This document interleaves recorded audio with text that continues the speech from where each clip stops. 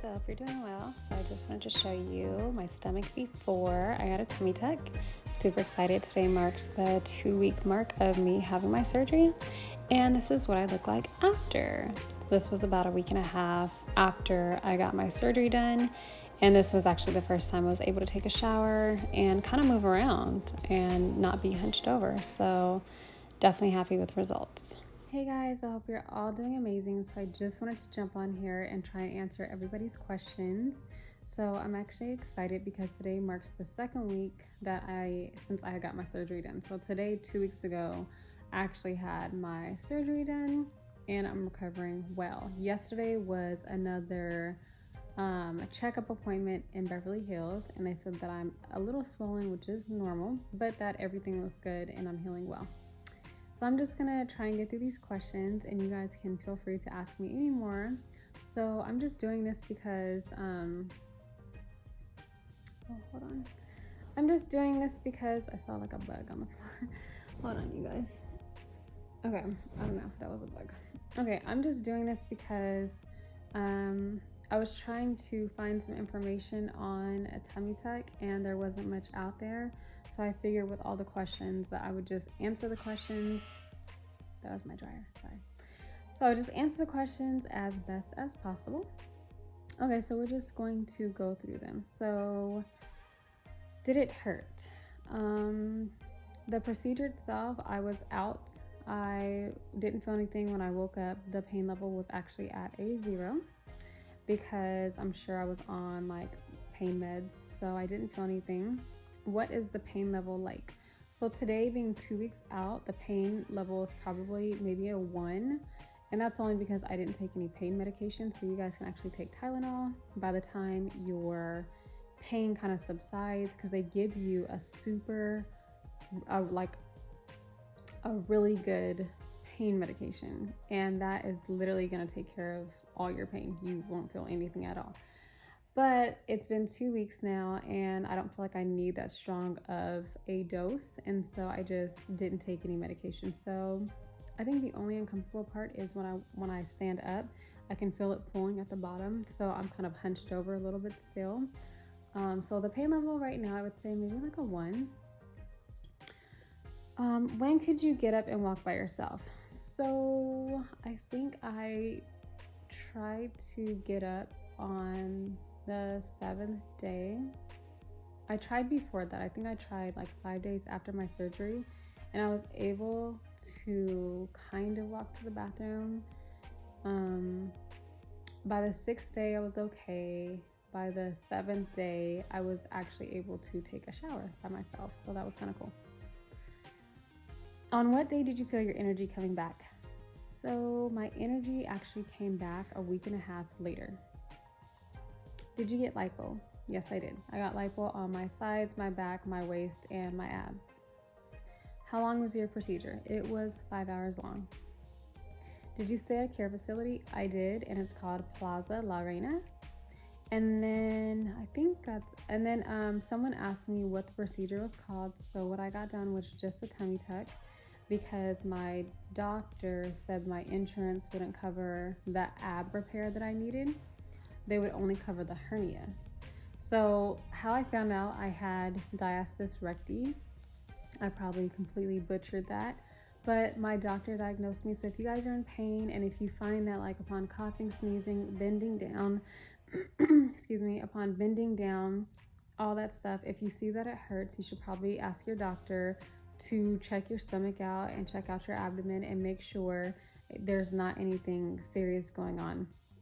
Because my doctor is the one who told me that I had a hernia, and she also told me that I had a major ab separation. And then when I went to my consultation, Dr. Benetti actually told me that my abdominal wall had like fallen. So it hurt really bad to stand. It hurt to sneeze. It hurt to bend over. Like everything was becoming a chore, like everything, like cooking, and I'm a hairstylist, so we stand long hours on our feet, and that was becoming a chore as well. So I would definitely recommend you asking your doctor to check you out, just in case you can relate to some of those symptoms, and just get them to, check out your abdomen and see if anything is going on there.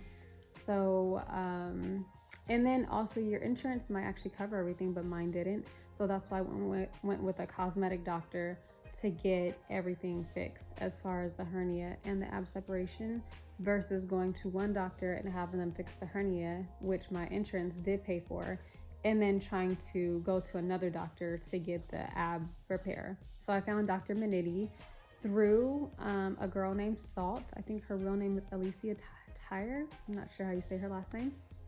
I found her on Instagram like a long time ago. She had actually shouted out her doctor a few times. So I ended up following her doctor, looking all over his page, and I saw that he's very knowledgeable in the abdomen, like that whole surgery that goes on. He just knew everything about it. I love the way that he does his incision, which is super duper low. My incision, let me see if I can show you. I mean, without showing you, my incision is like all the way down here, like where you see this at. This is the wrap.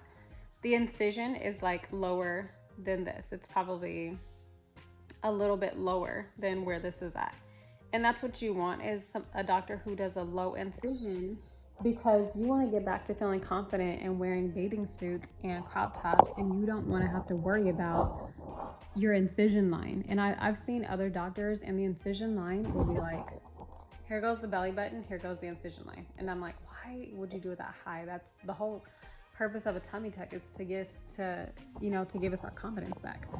So that's why I chose that doctor. He is like, the cost of everything is kind of or at least in my case, was a little bit more expensive than the other doctors that I saw, but I chose him based on his experience, not on the price. You should go to somebody who knows what they're doing, not just someone who is cheap, because you don't want to regret that later.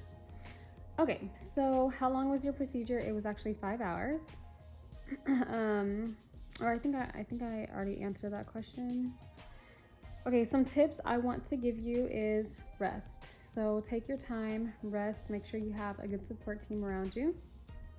Take the pain meds. The pain medication they give you, you can actually take it every 4 hours. So I was definitely on top of that. The lipo pain will definitely hurt more than the actual tummy tuck incision, which is so true. Like, I got the lipo in my back, and it hurts so bad. It hurts so bad.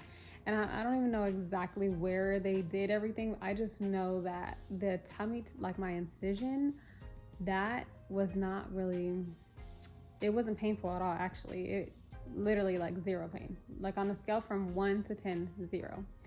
The lipo pain was probably at an 8 or a 9, and sometimes a 10 for the most part. So that kept me on my pain meds. Pace yourself. So don't try and push yourself to lift anything, or to reach for high things, or to bend down and pick anything up. Like, literally take this time for yourself, and take the time to heal and to rest, and make sure you drink your water. Like, literally, I always have like 4 or 5 bottles of water on the couch next to me, so that I can just, open it up and drink it, because it was hard for me to get around. Like, you can't walk your first couple of days. You need someone to help you walk to the bathroom, someone to help you from the bathroom. You definitely need, honestly, when I see like older people walking around and they're like on their little walker hunched over and they can't really do much, that's exactly how I felt. You really just can't. You want to do it, but you can't.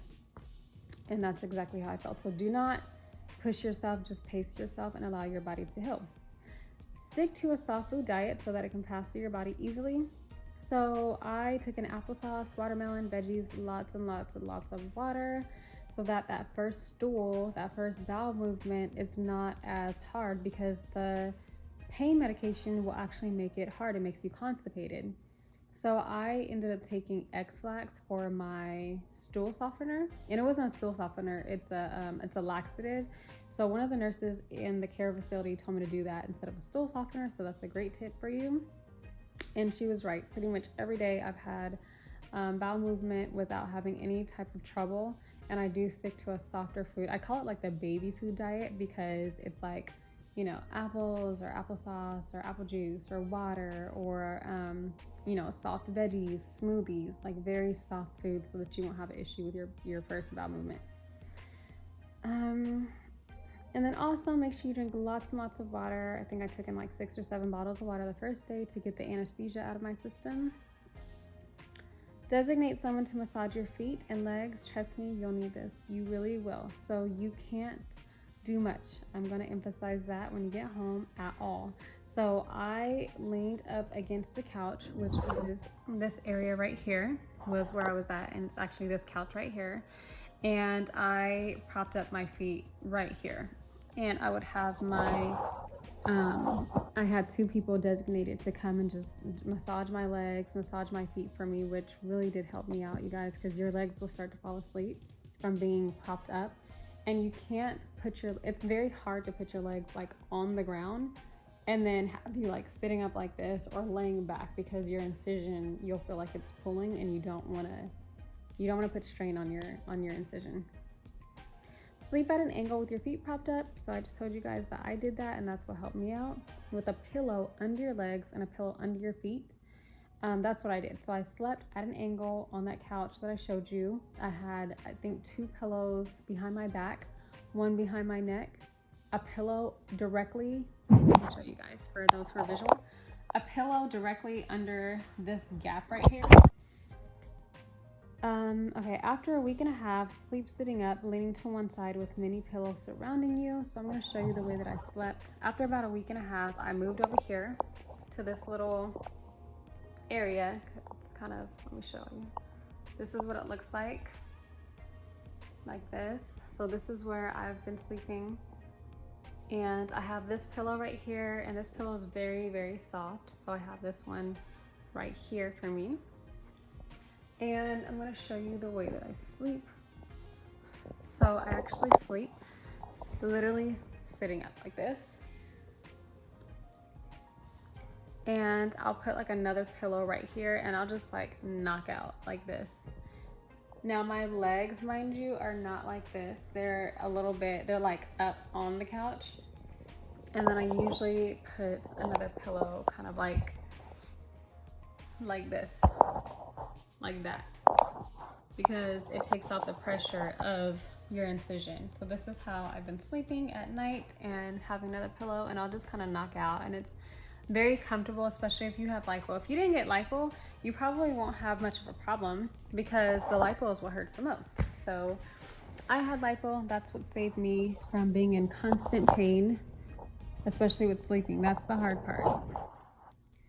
Get up and move throughout the day. You don't want to sit for too long, because when you sit, it's just, first off, you are at risk for blood clots, and you don't just want to sit there or be laying around all day. You kind of want to get up and move. And trust me, it's hard. That first week, it was actually very difficult for me to walk. I was completely hunched over. I couldn't move fast. I had help like walking around my living room, and even then I was very winded at times. So again, pace yourself, but don't sit the whole entire day. Try and move around the house and see how you feel. Okay, I stayed in the care facility for 24 hours. I think someone asked me how long did I stay there. And okay, and I think somebody asked me kind of like when was I able to like move around. So it's been 2 weeks now, and last night I did get home and take a shower. I washed my hair, but again, standing for too long, like I can't stand for too long. So I have like seats in my shower, so I sit down and I'm able to wash my hair, you know, just let the water kind of come over me. And I chose to go into my shower because the bathroom that's in the hallway, which is the bathroom I've been using, it has a bathtub, and that's hard for me to step in, because again, you don't realize how much you need your abs until you just can't use them. So I said, you know what, instead of making life difficult for me, let me just go into my bedroom and use my shower, which is very low to the ground, and you can just step in, you like take one step and you're in the shower, versus having to lift your leg up and try and like get into the bathroom. So that's been my experience. Hopefully it helps you guys out. Okay, well, blessings to you guys. I'll catch up with you another day.